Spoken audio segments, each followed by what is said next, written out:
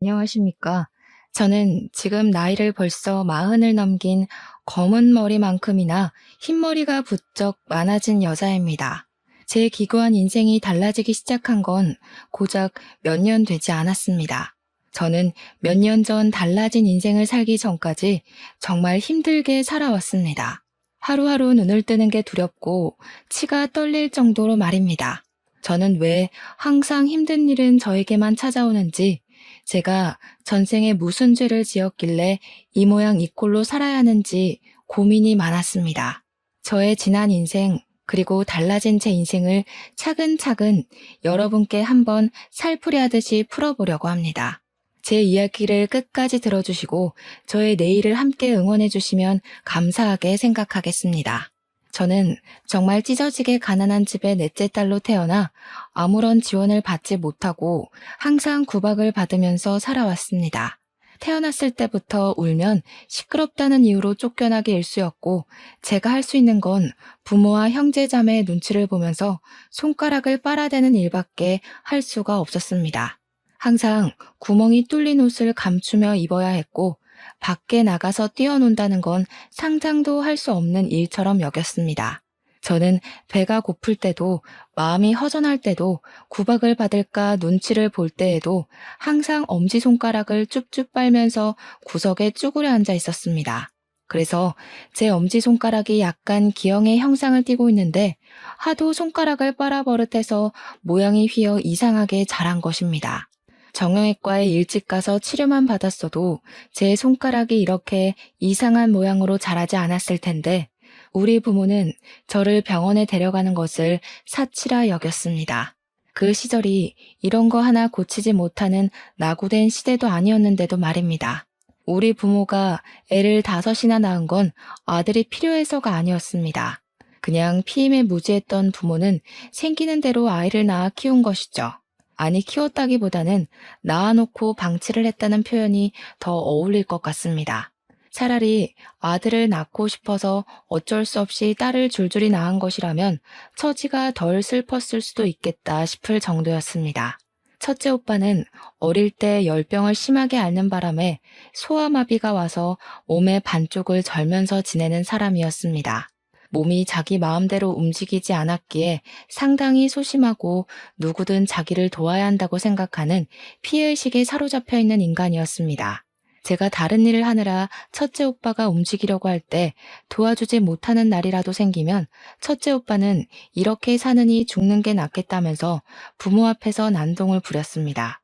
제일 처음 낳은, 그것도 아들의 입에서 그런 소리가 나온다고 부모는 항상 울면서 저와 다른 형제들을 타박하고 구박을 했습니다.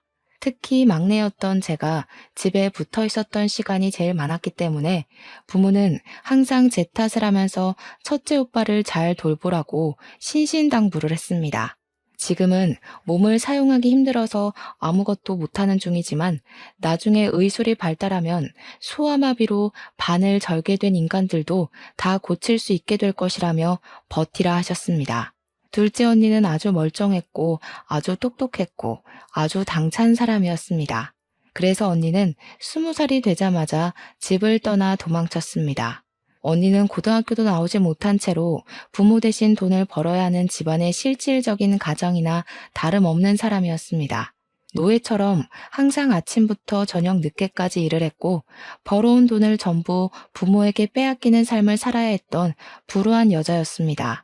저는 언니보다 훨씬 더 어렸기에 집에서 첫째 오빠의 뒷바라지를 하고 있었고, 언니는 그런 제 몫의 돈까지 벌어오라는 부모의 말에 떠밀려 닥치는 대로 일을 해야 했습니다. 너무나도 필요한 일상에 언니가 시들어버린 풀떼기처럼 나불나불거릴 때서야 이 집을 떠나야지만 살 수 있을 거란 생각이 들었나 봅니다.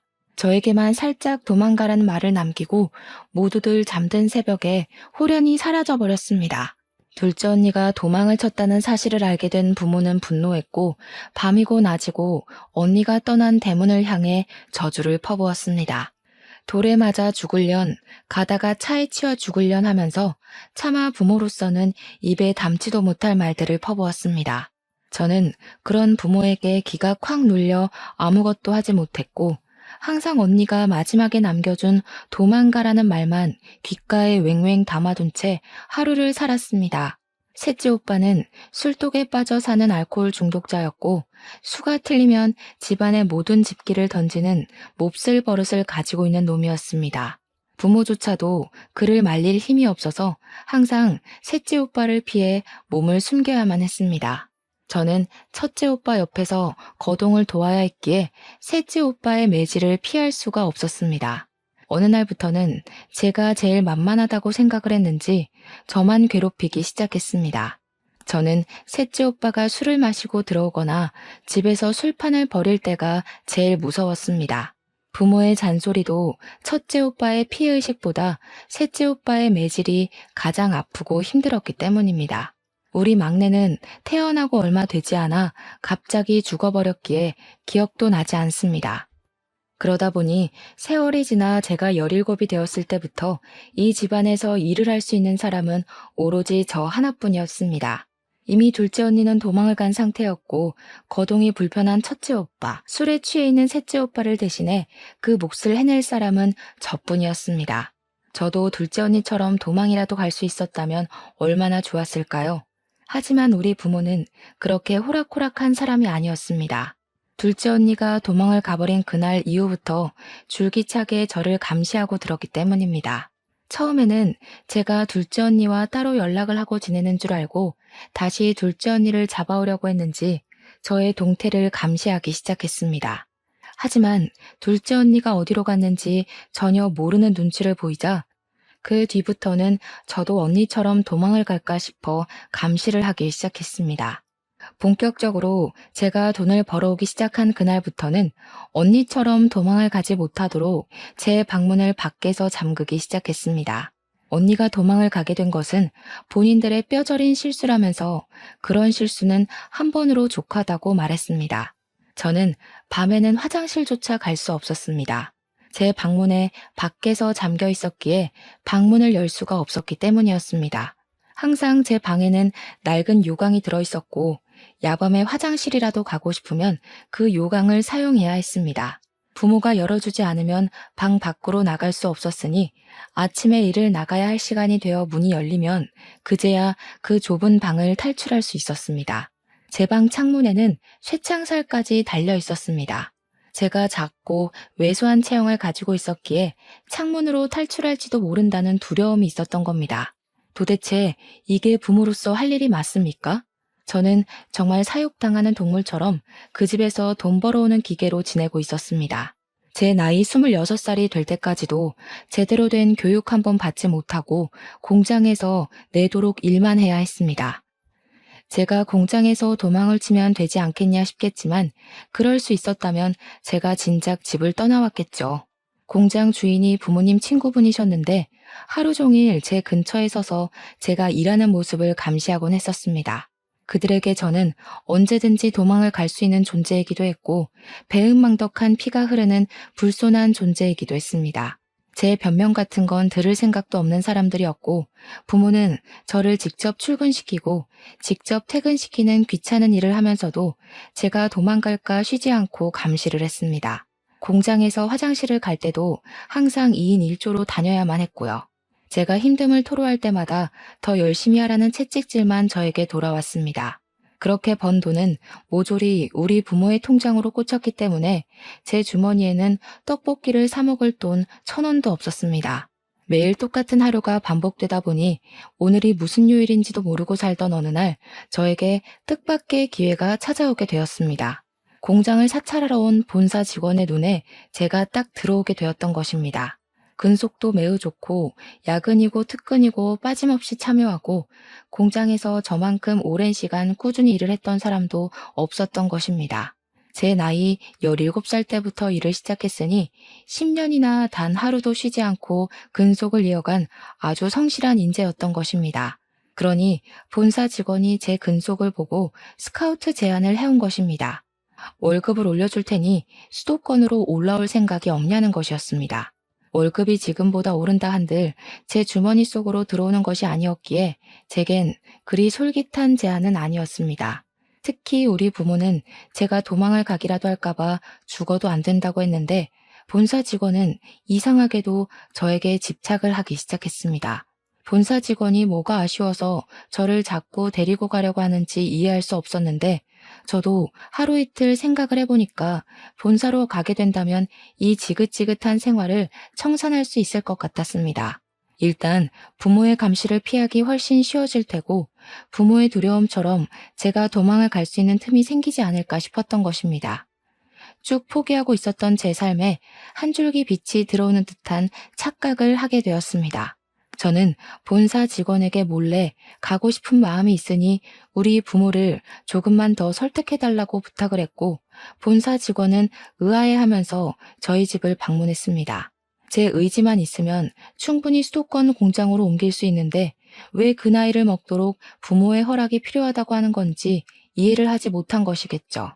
하지만 본사 직원이 집을 방문해서 부모에게 이야기하러 왔다가 집안 꼴을 보고 무척이나 놀란 것입니다. 술에 취해서 부모도 못 알아보는 둘째 오빠와 몸이 병신인 첫째 오빠, 거기다가 제 방문 바깥에 달린 걸쇠를 보고 얼굴이 점점 굳어가더군요. 당연히 제가 학대를 당하고 있다고 생각을 했던 본사 직원은 바로 경찰에 신고를 했고, 경찰이 집에 방문해서 제 방의 걸쇠와 제 방 창문의 쇠창살을 보고 사진을 찍더군요. 제 증언을 토대로 제가 오랜 시간 학대를 당하고 있었다 판단한 경찰은 부모를 고소하자고 했고, 저는 든든한 그들을 방패 삼아 부모를 고발하게 되었습니다.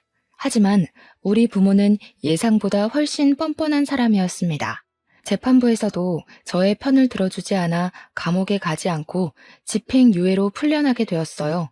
꼼짝없이 그 집에 갇히게 되겠구나 하고 생각했으나, 한 가지 다행인 건 저에 대한 접근 금지 조치가 취해졌다는 것이었습니다.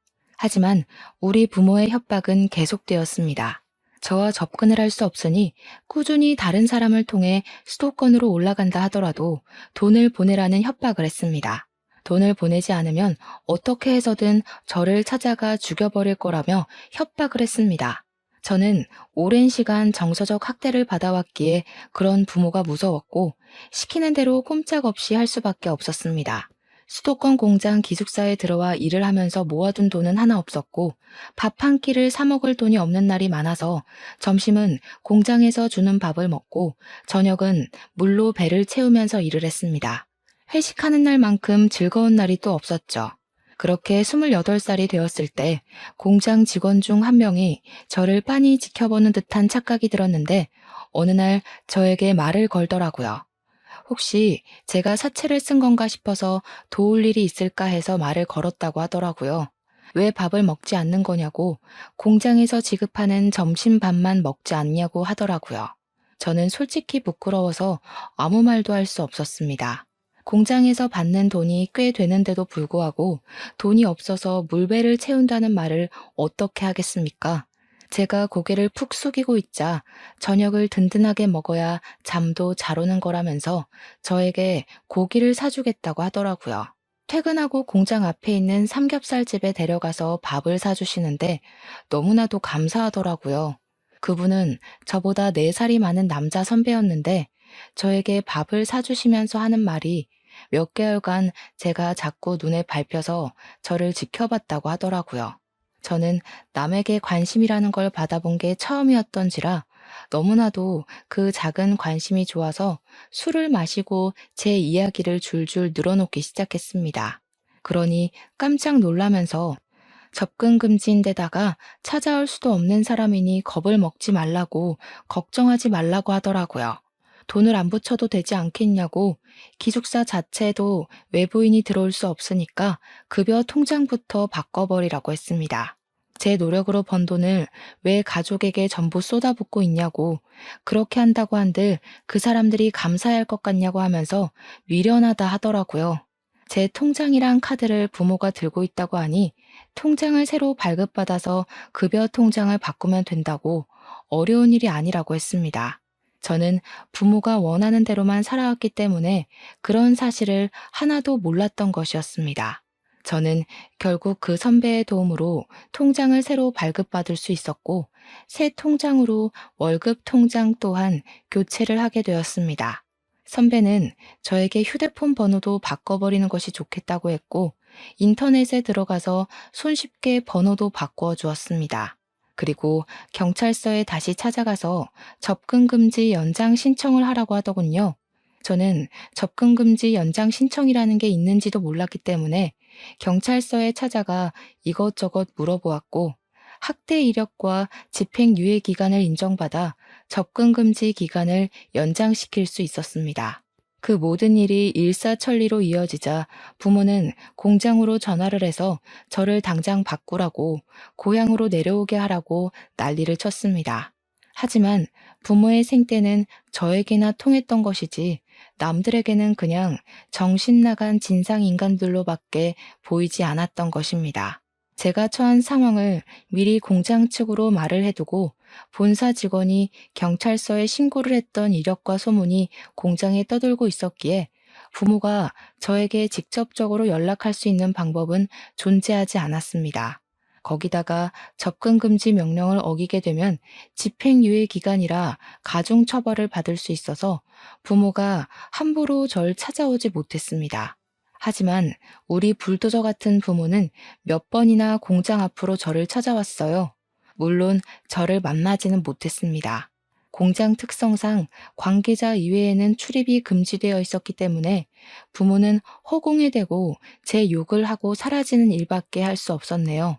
월급날 저는 처음으로 제 통장에 찍힌 260만 원을 보고 너무 놀라서 눈물을 줄줄 흘렸습니다. 저는 그 돈을 어떻게 써야 하는지도 몰라서 그냥 제가 너무너무 먹고 싶었던 떡볶이를 사 먹었습니다. 시장에서 파는 2,000원짜리 떡볶이 말고 2인분에 12,000원이나 하는 즉석 떡볶이를 저를 도와준 선배와 함께 가서 사 먹었습니다. 선배는 저에게 참으로 힘들게 살았겠다면서 그동안 고생했다고 저의 처지를 안타까워하면서 위로도 해주었습니다. 본인은 홀어머니와 둘이 살고 있는데 자기도 참 힘들게 살았었던 과거가 있어서 제가 사채 빚에 쪼들리고 있는 줄 알았다고 했습니다.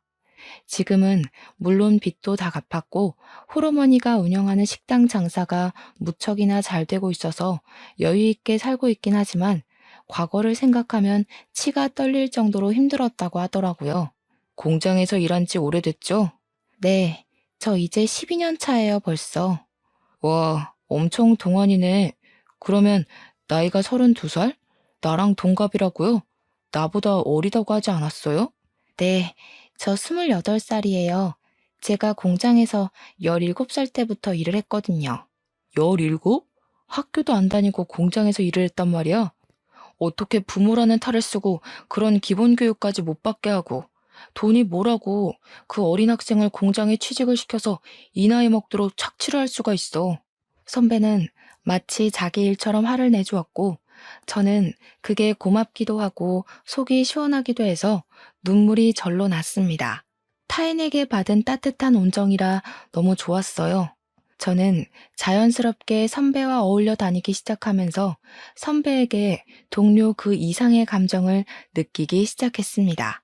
제가 어릴 때부터 잘 먹지 못해서 엄청 말랐었는데 선배는 제가 살이 쪄야 한다고 공장 근처에 맛집이 엄청 많은 거 알고 있냐며 물어보시더라고요. 사실 저는 뭘 먹어도 너무너무 맛있었거든요. 그래서 맛집을 잘 모른다고 하니까 저를 데리고 이 집 저 집 다니면서 맛있는 걸 찾아 먹여주기 시작했습니다. 세상에 어디서도 못 본 맛있는 음식들이 너무 많더라고요. 저는 살도 점차 오르기 시작했고 얼굴 때깔도 고와지기 시작했습니다. 삐쩍 말랐을 때는 인기도 없었고 누가 먼저 말을 걸거나 하는 일이 없었는데 오히려 살이 좀 붙고 얼굴 안색이 좋아지고 하니까 사람들이 따라 붙더라고요. 공장 남자 직원들에게 선물도 처음 받아봤다니까요. 그러니까 선배가 저한테 그런 말을 하더라고요. 자기 눈에만 보기 좋아진 게 아닌 것 같아서 조바심이 난다고. 자기랑 연애 한번 해보자고요. 주말마다 만났는데 그게 데이트였다는 건 알고 있냐고 하면서 앞으로도 자기랑만 데이트하자고 하는데 부끄럽지만 참 좋더라고요. 그렇게 저희는 연애라는 걸 본격적으로 시작했고 꼬박 1년을 만난 뒤 결혼을 하기로 결심을 가지게 되었습니다. 저는 식당을 운영 중이라는 시모의 가게에 찾아가서 인사를 드리게 되었는데 시모의 첫인상이 너무나도 무서워서 바짝 쫄았습니다. 얼굴에 심술이랑 욕심이 덕지덕지 붙인 인상이었는데 마치 우리 엄마를 보는 듯한 기분이 들어서 마음 한구석이 콩닥콩닥 걸렸습니다. 제가 인사를 드리고 나니까 갑자기 저한테 손이 좀 빠르냐고 물어보시더니 일을 도우라고 하면서 앞치마를 툭 던지시더라고요. 제가 늘 집에서 학습이 되었던 복종 반응이 있었기 때문에 아무렇지 않게 앞치마를 맸습니다. 그러니 남편이 저한테 지금 뭐 하는 거냐고 당장 앞치마를 벗으라고 이야기를 하더라고요. 시모를 향해서 인사를 드리러 온 거지 일하러 온 게 아니라면서 딱딱하게 얼굴을 굳히고 이야기를 했습니다.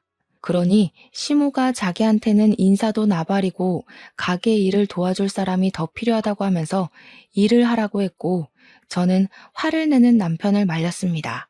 그렇게 그날 하루 종일 식당 일을 도왔고 그게 시모 눈에는 나쁘지 않게 보였는지 처음 인사를 드렸을 때보단 조금 누그러진 모습이었습니다. 제가 집안일을 어릴 때부터 도맡아 했기에 소질이 조금 있었거든요. 둘째 언니가 돈을 벌러 나간 이후부터 집안일은 모두 제 몫이었으니까요. 식당 일이 모두 끝나고 나서야 남편은 저와 결혼을 하려고 찾아온 거라고 했고 시모는 그때부터 본격적으로 저희 집 호구 조사를 시작하셨습니다. 저는 아무 말도 할 수 없었습니다. 저에게 가족은 두 번 다시는 만나고 싶지 않은 사람들이었기 때문에 딱히 설명할 말이 없었던 것입니다.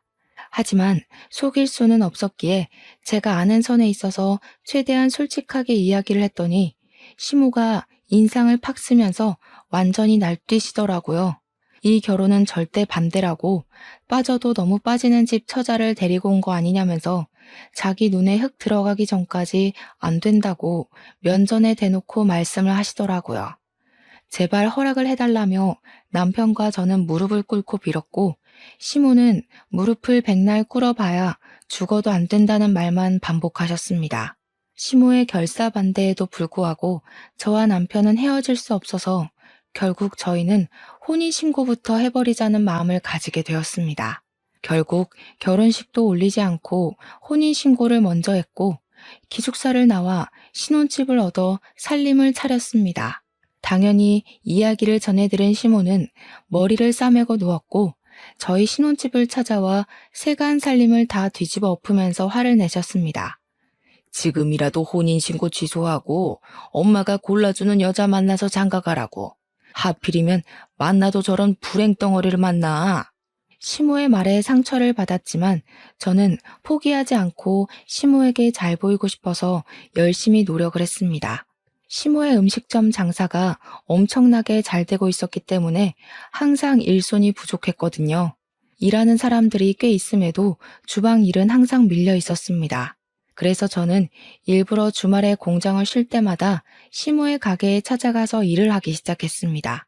처음에는 주걱으로 제 등을 때리면서 나가라고 꼴도 보기 싫다고 혼을 내셨지만 제가 꿋꿋하게 버티면서 꾸준히 찾아와 일을 하니까 일을 하는 동안에는 내버려 두시더라고요.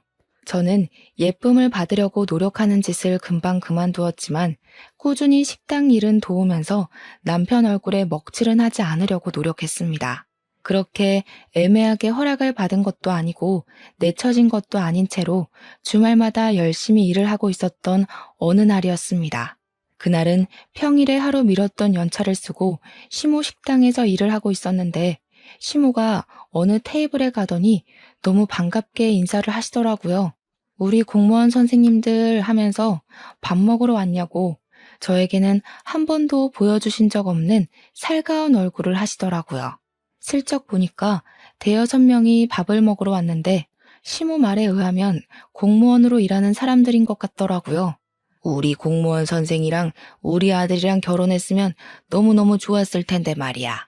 그러니 여자 공무원이 자기 남자친구 있다고 아드님도 좋은 사람 만나겠죠 하면서 말을 돌리시더라고요. 저는 씁쓸한 마음을 감추고 공무원이 안정적인 직장이긴 하지 하면서 속내를 삼키고 있는데 슬쩍 본 얼굴이 이상하게 낯이 익더라고요.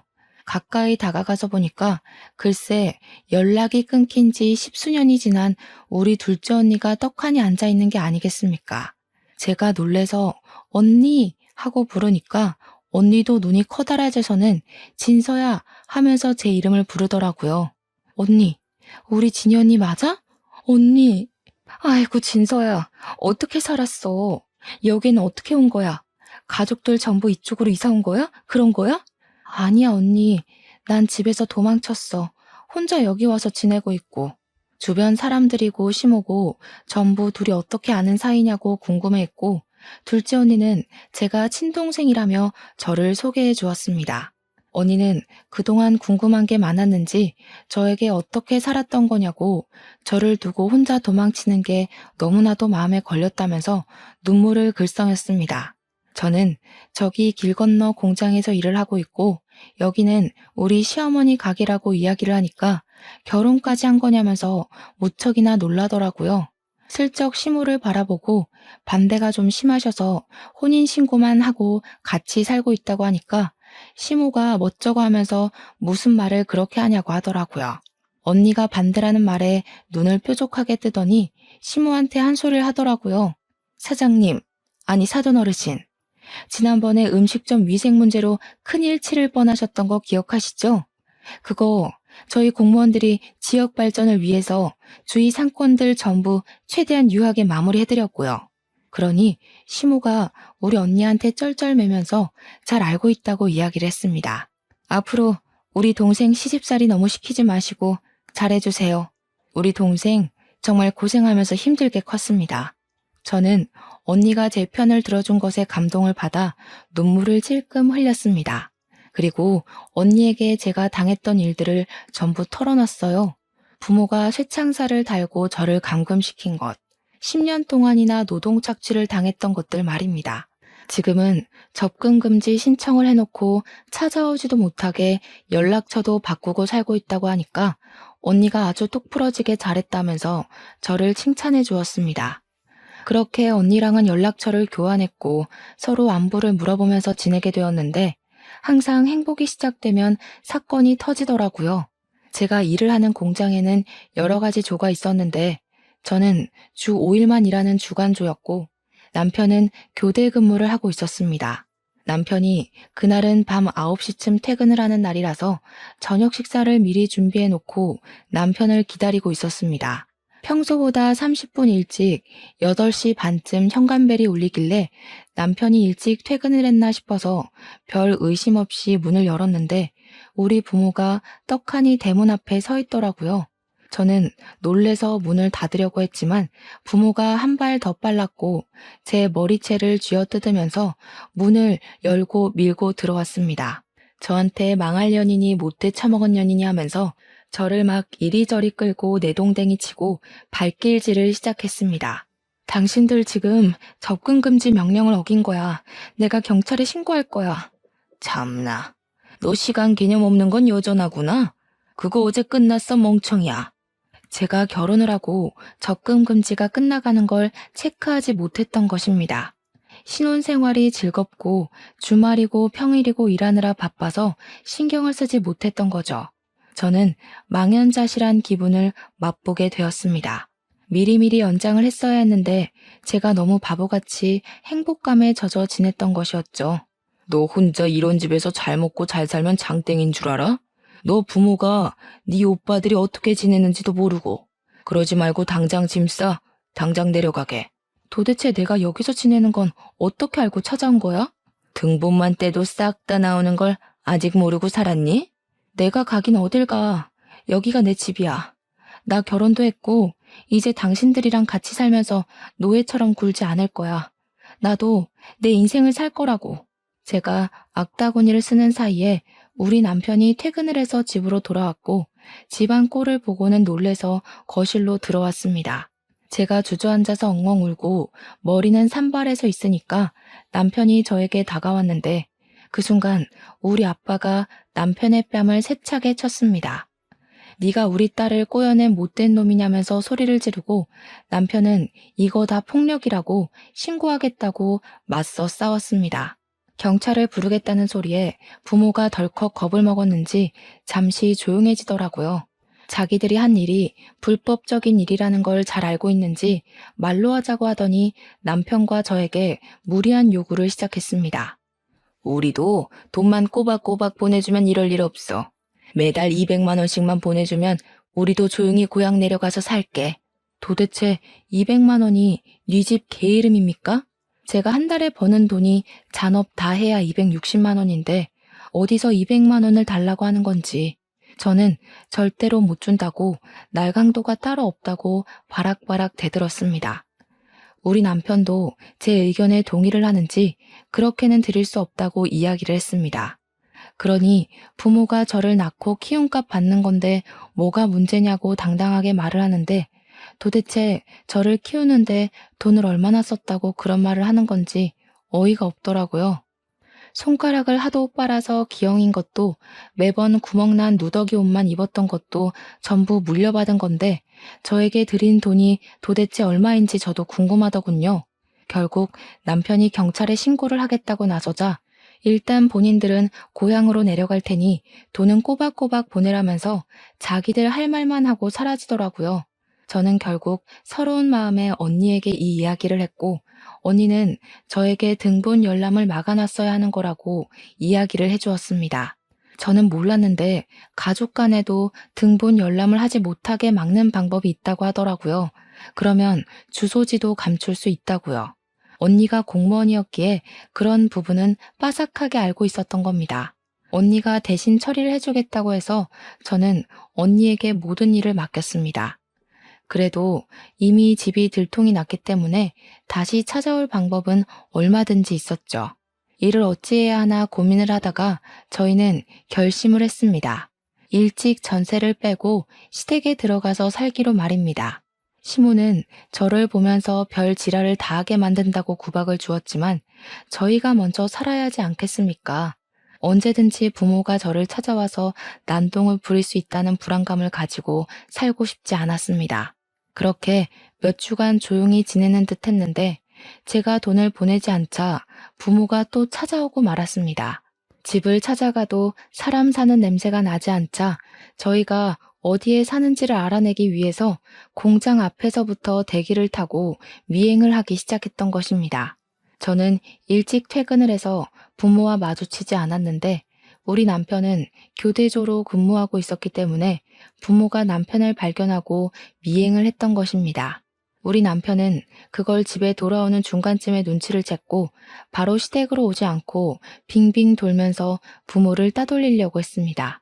그러다가 결국 차도 앞에서 미행을 눈치챈 남편을 붙잡고 돈을 내놓으라며 실랑이가 벌어지게 되었던 것입니다. 우리 아빠가 계속해서 돈을 못 주겠다고 강짜를 부리자 열이 받아 남편을 확 밀쳤는데 그대로 도로에 떠밀리면서 사고가 난 것입니다. 신고를 받고 쌩하게 달려오던 큰 트럭에 우리 남편이 받치게 되었고 놀란 사람들이 119에 신고를 해서 긴급으로 이송이 되었지만 결국 그대로 눈을 감게 됐어요. 그곳이 큰 도로였고 트럭 운전수를 비롯해서 길거리에 있던 사람들이 전부 목격한 사실을 증언을 해주었습니다.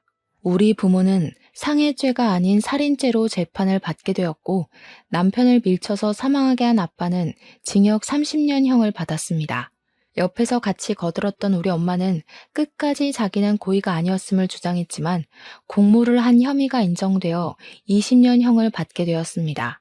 둘 다 억울하다고 하면서 항소를 하겠다고 난리를 쳤지만 변호사 비용도 없는 그 인간들이 뭘 할 수 있겠습니까?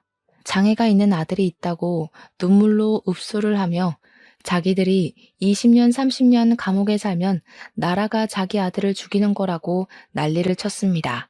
하지만 법원에서는 보호시설로 아들들을 옮기면 되지 않겠냐는 결정을 내리고 받아주지 않았습니다. 거기다가 저를 학대하고 접근 금지가 끝나자마자 저를 찾아와 난동을 부렸던 점까지 연결이 되면서 가중처벌을 받게 되었습니다. 하지만 그런 처벌을 받았다고 제 마음이 누그러지거나 풀리는 것은 전혀 없었습니다. 저는 하루아침에 남편을 잃은 과부가 되었고 하루하루 눈을 뜨는 게 괴로웠습니다. 더욱더 괴로웠던 건 제가 시댁에서 시모와 함께 지내고 있었다는 사실이었습니다. 시모는 하나뿐인 아들을 저 때문에 잃게 되었다면서 저를 볼 때마다 분노에 가득 차 있었습니다. 제가 죽었어야 했는데 자기 아들이 죽었다며 저를 원망했습니다. 하지만 가해자가 제 부모인데 제가 뭘 어쩌겠습니까? 저는 하염없이 눈물만 흘렸죠. 시모는 결국 저에게 집을 나가라고 했습니다. 그런데 글쎄 그 와중에 남편의 사망보험금에 대한 존재를 알게 됐습니다. 남편이 사망보험금을 제가 받을 수 있게 가입을 해줬었는데 그걸 시모가 알고 보험금을 내놓으라며 악다구니를 쓰기 시작했습니다. 우리 아들 목숨값을 왜 가해자 딸인 네가 받냐? 당장 내놔. 그 돈으로 네가 행복하게 사는 꼴 나는 죽어도 못 본다. 내가 마지막으로 기회를 줄 테니 그 보험금을 내놓고 너는 어디 다른 집에 채취자리 마련해 줄 테니 그쪽으로 가. 그러면 저에게 사거리 지나서 있는 대형 고깃집 사장 아들이 장애가 있는데 그 집 며느리로 들어가면 돈 걱정은 없이 살 수 있을 거라고 하더군요. 첫째 오빠가 장애가 있다고 하지 않았냐면서 딱 맞는 자리라고 남편 보험금을 내놓고 저는 그 집에 들어가서 살라는 겁니다. 시모가 도대체 무슨 자격으로 저에게 이런 요구를 하는지 어이가 없어서 죽어도 싫다고 하자 그러면 보험금 내놓고 자기 집에서도 나가라고 했습니다. 어머님은 돈도 많으시면서 도대체 남편이 저에게 남겨준 보험금을 탐내시는 거예요? 애초에 난 네가 마음에 들지 않았다. 어느 한 구석도 눈에 차는 곳이 없었어. 우리 아들 목숨값으로 네가 먹고 놀고 하는 거 생각하면 기분이 더러워서 자다가도 벌떡 일어난다, 내가. 그 말에 저는 그냥 시모에게 사망보험금으로 받은 1억을 줘버리고는 다시 공장 기숙사로 돌아와 일을 하기 시작했습니다. 기숙사에 다시 들어오니까 남편이랑 살았던 그 집이 너무 그립고 제 처지가 너무 불쌍하게 여겨졌어요.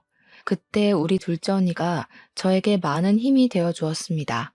저한테 공장에서 허송세월 보내지 말고 공무원 준비를 해보는 게 어떠냐고 하더라고요. 새로운 거에 도전하면 회복이 될지 안 될지 어떻게 알겠냐고 하면서 도전을 해보라고 하길래 저는 냅다 족쇄 같은 공장을 그만두게 되었습니다. 근속 연도가 꽤 있었기에 퇴직금 받은 걸로 작은 방을 하나 구해서 언니의 조언대로 공무원 시험 준비를 시작했습니다. 제가 고등학교도 졸업하지 못한 중졸이었기에 공부하는 게 정말 쉽진 않았습니다. 그렇게 1년간 검정고시 준비를 했고 공무원 시험을 3년이나 준비를 한 뒤 결국에는 당당하게 합격을 하게 되었습니다. 지방직으로 합격을 했던 터라 저는 전라도 순창에 있는 작은 동사무소에 발령을 받게 되었고 저는 또다시 타지로 떠나게 되었습니다.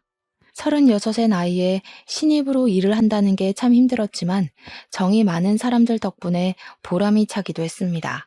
그렇게 나이가 40을 넘기고 저는 그 마을에 완벽하게 적응을 해서 열심히 봉사도 다니고 일도 하면서 하루를 바쁘게 살았습니다. 언니와는 간간히 연락을 하고 지냈고 여전히 그 동네에서 살고 있는 언니에게 많은 이야기를 듣게 되었습니다. 제가 제일 놀랐던 이야기는 시모의 식당에 불이 나는 바람에 갑자기 식당이 사라지고 어느 날부터 시모 또한 보이지 않는다는 이야기였습니다. 분명 불이 난 이후에 시모를 2번 봤었는데 이사를 간 것인지 뭔지 갑자기 동네에서 사라졌다고 하더라고요. 저는 궁금한 마음에 찾아가 볼까 생각을 하기도 했지만 저에게 그다지 좋았던 사람은 아니라서 그런 수고를 하진 않았습니다.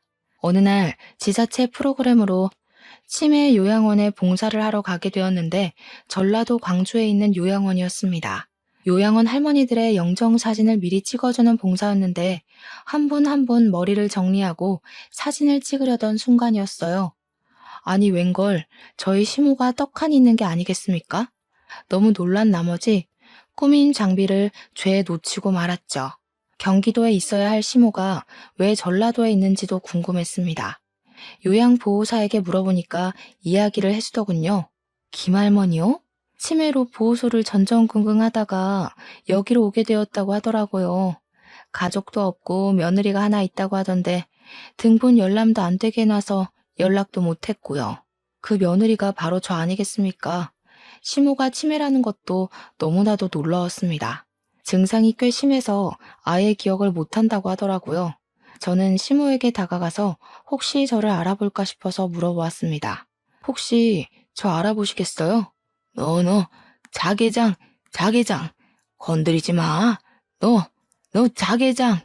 저는 자개장을 외치는 시모의 증상이 정말 심하구나 싶었습니다. 그런데 갑자기 시모가 까만 동공으로 저를 빤히 보더니 누구세요? 누구세요? 하더라고요.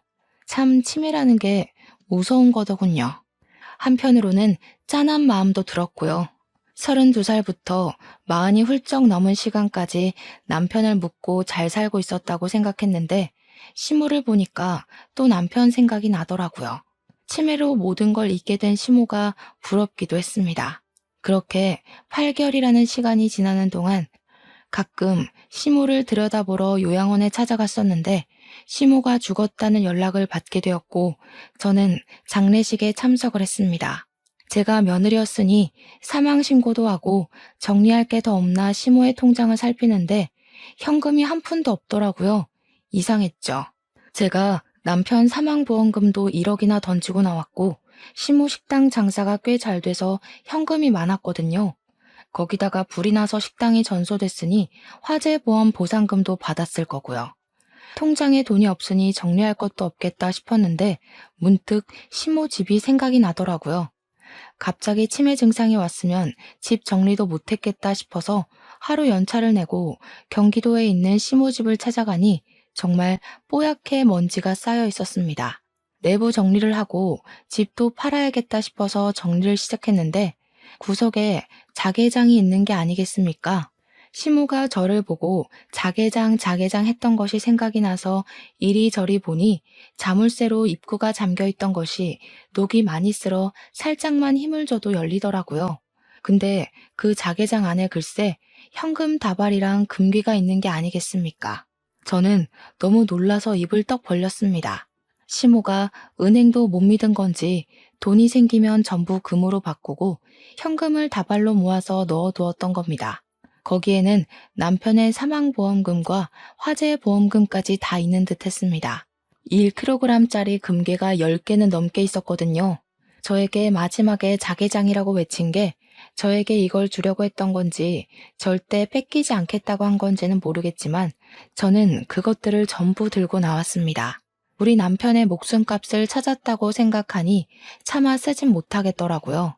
그래서 저는 제 노후 자금이라 생각하고 아껴 쓰고 남은 돈을 억울한 사람들, 저처럼 가족들에게 피해를 입은 사람들을 위해 사용하기로 마음을 먹었습니다. 제 기구했던 인생이 그 지기장 하나로 달라지기 시작했고 저는 그 이후 매년 기부를 하면서 지내고 있습니다.